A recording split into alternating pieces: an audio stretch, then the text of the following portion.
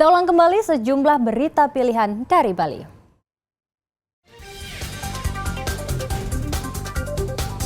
Tak habis-habisnya, turis asing berulah di Pulau Dewata. Kali ini warga negara Amerika dideportasi akibat mengemudi angkot modifikasi.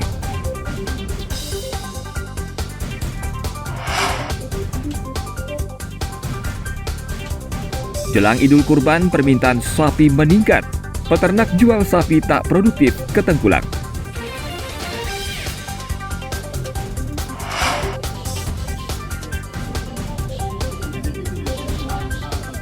Selama sebulan, warga dan turis di Bali bisa menikmati kemeriahan pesta kesenian Bali.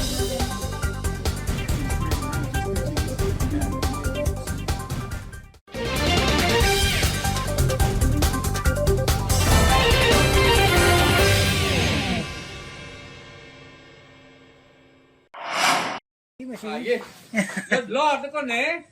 Bữa nào mình đang kangen cái nhà đấy. Tôi lẹ mà tạc nó cuman lọt. Idul Adha tinggal beberapa hari lagi. Kesempatan ini tentu tidak dilewatkan begitu saja bagi peternak sapi di Desa Bahe, Kecamatan Mengwi, Badung. Mereka menjual sapi yang sudah tidak produktif, namun masih sehat untuk Hari Raya Kurban, karena selama 2 minggu terakhir, permintaan hewan kurban jenis sapi terus meningkat. Para peternak di Desa Bahe mengaku bisa menjual hingga 3 ekor sapi per minggu. Dari banyak 1 minggu, 2 minggu ini sudah ada peningkatan.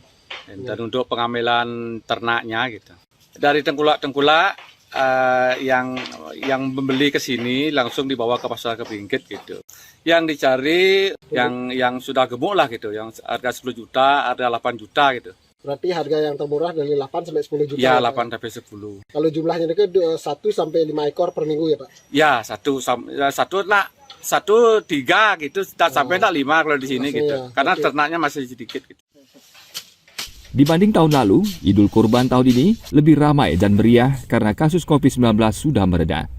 Begitu juga dengan kasus penyakit mulut dan kuku yang menyerang hewan ternak, juga sudah jauh berkurang karena vaksinasi yang gencar. Kesempatan ini tentu dimanfaatkan peternak sapi di Desa Bahe. Mereka menjual sapi yang sudah tidak produktif ke Tengkulak dengan harga antara 8 hingga 10 juta rupiah. Diperkirakan permintaan sapi terus meningkat hingga mendekati Idul Adha. Ana Agung Gede Agung melaporkan dari Kabupaten Badung.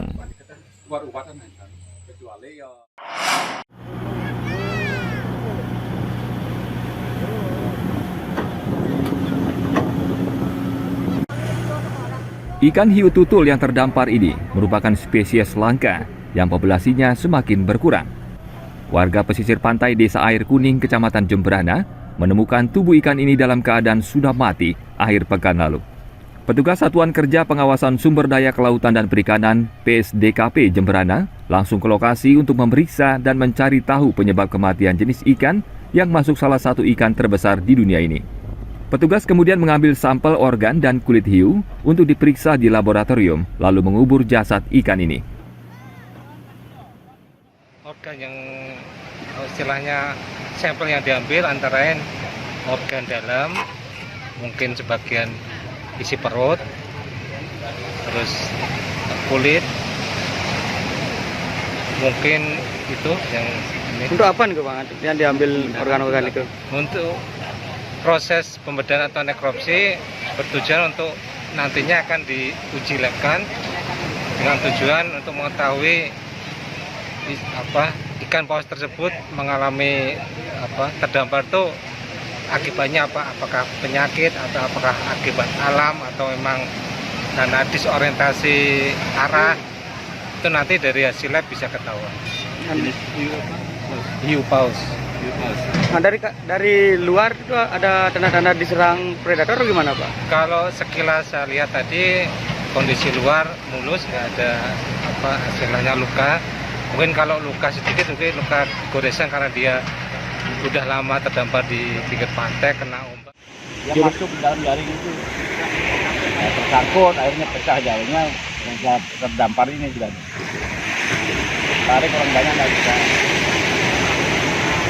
Berarti ikannya itu di pinggir Pak ya? Pinggir. Pinggir gini dan di ombak ini. Berarti kemarin sudah sempat dibawa ke dalam tapi nggak mau Pak ya? Nggak bisa, larinya tengah ada. Udah kuat. Orang 40 kemarin itu. Berapa orang Pak kemarin dorong?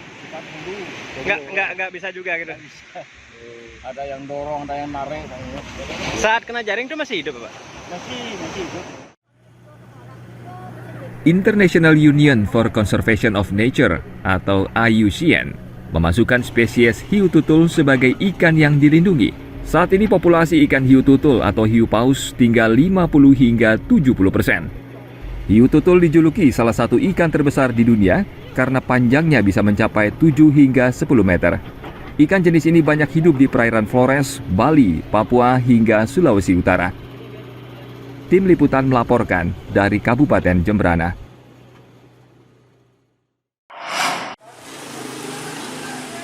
Siapa namanya?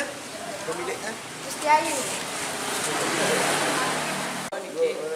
Jantan nih. Kasus rabies saat ini merebak di sejumlah daerah di Bali.